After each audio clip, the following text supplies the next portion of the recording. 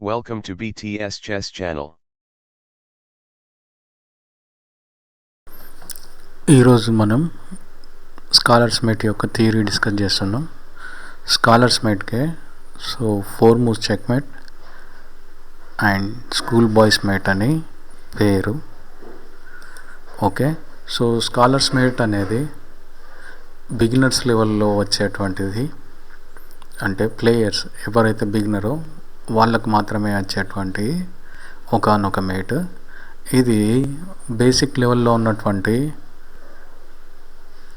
వీక్నెస్ని ఆధారంగా, డెవలప్మెంట్లో వచ్చే అటువంటి వీక్నెస్ ఆధారంగా ఈ స్కాలర్స్ మేట్ అనేది వస్తుంది. ఇక్కడ అబ్జర్వ్ చేయాల్సింది ఏంటంటే, వైట్ వాళ్ళు బిషప్ C4 ఆడి సో F7 స్క్వేర్ని బ్లాక్ వాళ్ళ స్పాట్ని వచ్చేసి అటాక్ చేస్తారు. ఓకే, సో అదేవిధంగా నెక్స్ట్ మూవ్లో క్వీన్ H5 ఆడి బిషప్ C4తోని మరియు క్వీన్ H5 రెండు కోఆపరేట్ చేసుకొని సో F7 స్క్వేర్లో చెక్ మేట్ తేవడం అనేది జరుగుతుంది.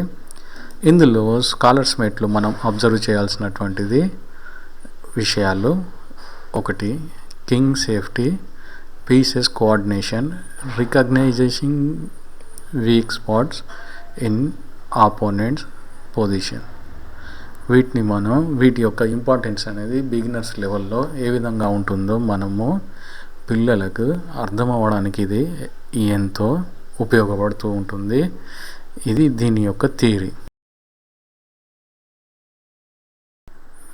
స్కాలర్స్ మేట్ అనేది డిఫరెంట్ ప్లేయర్స్ డిఫరెంట్గా మూవ్ ఆర్డర్ అనేది ఉంటుంది. కానీ ఇందులో కామన్గా ఉండే ఫీచర్స్ వచ్చేసి వైట్ E4 ఆడతారు, బ్లాక్ వాళ్ళు వచ్చేసి E5. నెక్స్ట్ వైట్ వాళ్ళు బిషప్ని C4కి డెవలప్ చేస్తారు. కొంతమంది క్వీన్ H5నే ముందు ఆడవచ్చు. సో ఇది క్వీన్ H5. ఓకే, సో ఇక్కడ వచ్చేసి సో చూస్తున్నారు కదా, white bishop and white queen రెండు కూడా ఓపెనింగ్ స్టేజ్లో ఉండేటువంటి వల్నరబుల్ స్పాట్ అయిన F7ను అటాక్ చేస్తున్నారు. దీన్ని బ్లాక్ వాళ్ళు డిఫెండ్ చేయడం అనేది ఫెయిల్ అయ్యారు. ఫెయిల్ అవుతాయి. సో ఈ విధంగా నైట్ F6 ఆడడం వల్ల ఫెయిల్ అయిపోయారు.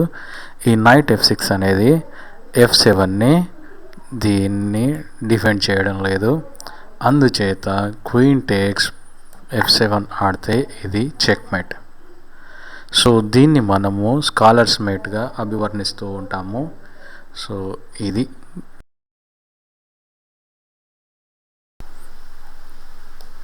ఒకవేళ E4 ఆడితే బ్లాక్ వాళ్ళు E5 ఆడతారు.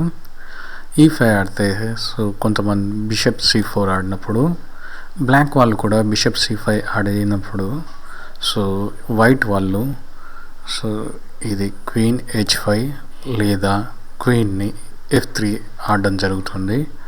సో ఇక్కడ వచ్చేసి ఆల్రెడీ ఇక్కడ బిషప్ అనేది F7 పాన్ని అటాక్ చేస్తుంది.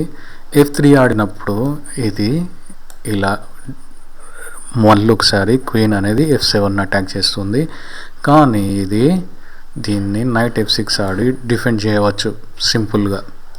అందుచేత చాలామంది సో ప్రాపర్గా ముందుగానే సో క్వీన్ H5 డైరెక్ట్గా ఆడతారు.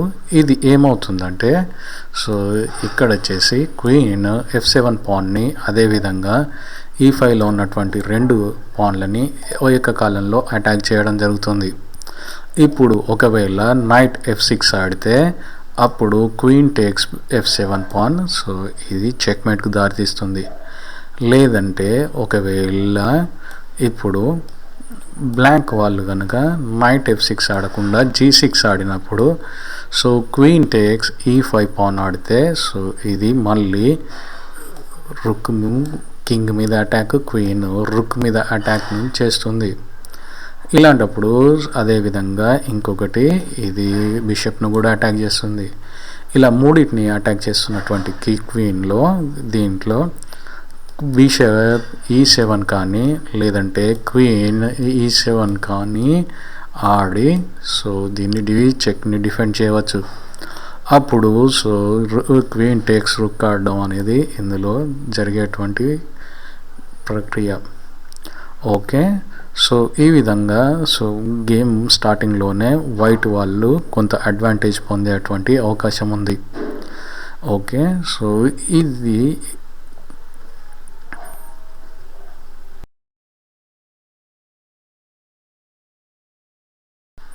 ఇప్పుడు మనం చూసేది స్కాలర్స్ మేట్ను ఎలా డిఫెండ్ చేయాలనేది.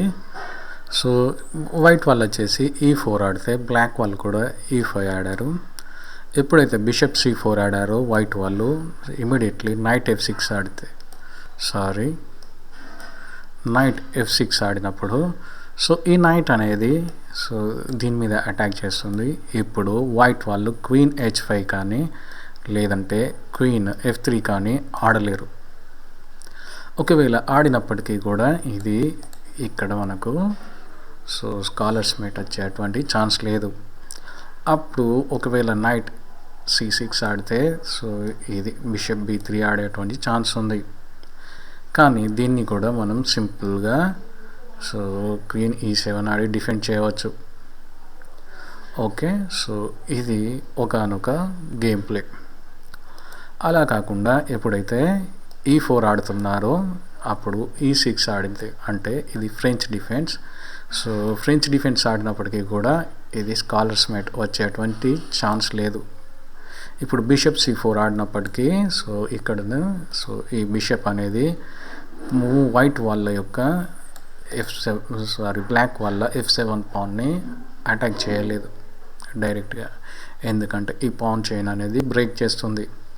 సో ఇవి రెండు మనం గుర్తుంచుకోవాలి. ఓకే, సో వైట్ వాళ్ళు E4, బ్లాక్ వాళ్ళు E5.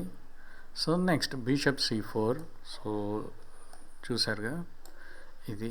నెక్స్ట్ బ్లాక్ వాళ్ళు నైట్ C6 ఆడినప్పుడు బ్లాక్ వాళ్ళు క్వీన్ F3 కానీ క్వీన్ H5 కానీ ఆడితే సో ఇక్కడ మనము అబ్జర్వ్ చేయవచ్చు F7 పై రెండు అటాక్ చేస్తున్నాయి. దీన్ని డిఫెండ్ చేయడానికి బ్లాక్ వాళ్ళు క్వీన్ F6 లేదంటే క్వీన్ E6 కానీ ఆడవచ్చు. దీంతో సో మనము ఇక్కడ ఆల్రెడీ కింగ్ అనేది డిఫెండ్ చేస్తూ ఉంది. అదేవిధంగా మనము ఇంకొక డిఫెండర్ అయినటువంటి కింగ్ని దీనికి యాడ్ చేయడం జరిగింది. సో దీంతో ఇప్పుడు మనకు ఈ చెక్మేట్ అనేది వచ్చే ఆస్కారం లేదు. అలా కాకుండా నైట్ F6 ఆడినప్పటికీ కూడా ఇక్కడ చెక్మేట్ వచ్చే ఆస్కారం లేదు. కాకపోతే మనం గుర్తుంచుకోవాల్సినటువంటి అంశం ఏమిటంటే వైట్ వాళ్ళు సో D5 ఆడి సో నెక్స్ట్ మూవ్లో ఈ బిషప్ టేక్స్ నైట్ ఆడితే ఇక్కడ చెక్మేట్ వచ్చేటువంటి ఆస్కారం ఉంది. అందుకు గాను మనం G6 అనేది ఇక్కడ ఆడవచ్చు. సో ఈ విధంగా గేమ్ అనేది మనము స్కాలర్స్ మేట్ని డిఫెండ్ చేయడానికి బిగినర్స్కి ఇది ఎంతో హెల్ప్ఫుల్ అవుతుంది. సో ఇది ఫ్రెండ్స్ ఈరోజు మనం నేర్చుకున్నటువంటి టాపిక్. సో ఇది మీ యొక్క అభిప్రాయాన్ని కింద కామెంట్ రూపంలో తెలియజేయండి.